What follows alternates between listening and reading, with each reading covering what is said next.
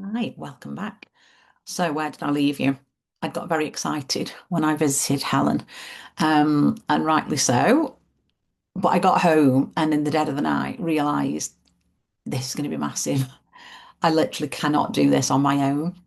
So, my first thought was, I'll just take Helen on board.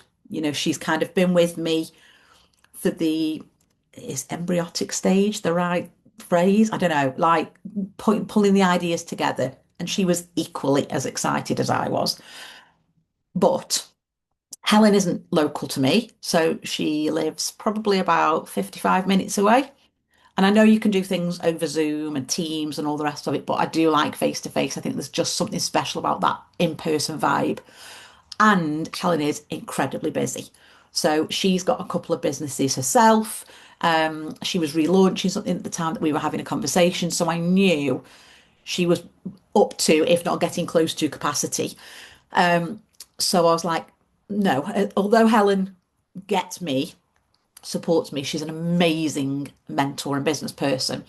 I was like, I think there's somebody else in the mix. This is like 3 o'clock in the morning. So I'm laying in bed thinking about a lady called Steph, who I've known for, I don't know, 4 or 5 years.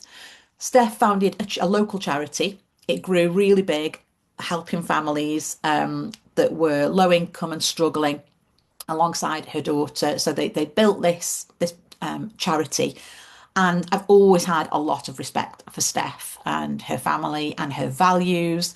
And when I set up my not-for-profit organisation, I asked Steph to be a director for those reasons because I knew that she was really conscientious, very honest, very, don't know, just liked her vibe. So I knew how Steph operated. And we've got very complementary skills, Steph and I. So I am ideas, energy, passion.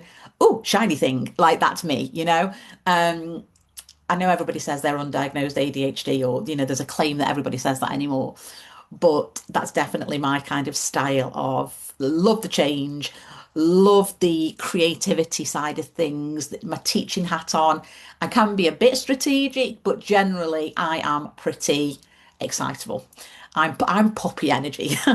Steph is Barbara Woodhouse energy, if you're old enough to remember Barbara Woodhouse. So Steph is very analytical, factual, like strategic. She plans in detail. And so I think that I was thinking, well, we kind of complement each other there. Equally, we both love learning. We're both keen to make a difference to the communities we belong to. And we've both got lived experience because Steph's grandson, Louis, is autistic. And so I was just like, I wonder whether Steph would come on board because I think, you have to be really honest at this stage about how much you can do and what you can bring to the table.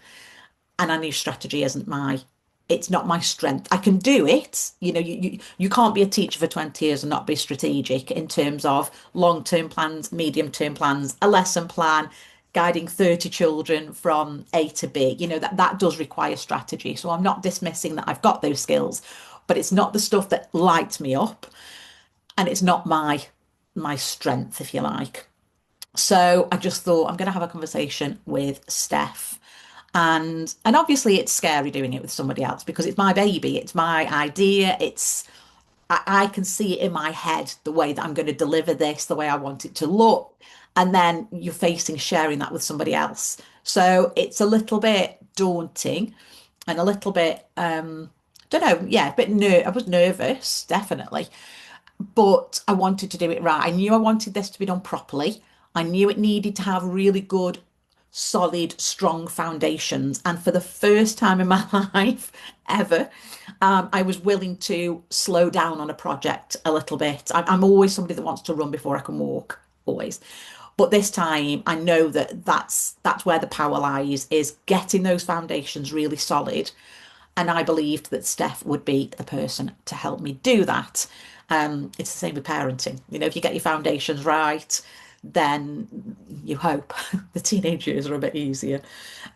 So that's where Steph comes in. I went to Steph's house. I chatted with her about the idea, And she was very excited initially, but I just said, I'm going to let you sleep on it. Like, have a think. Don't make any big decisions. Like, don't people always say, don't they? Don't make permanent decisions on temporary emotions.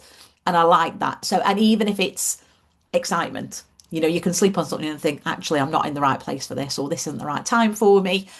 So I was very keen to give Steph a bit of breathing space, but thankfully she didn't change her mind and Steph came on board.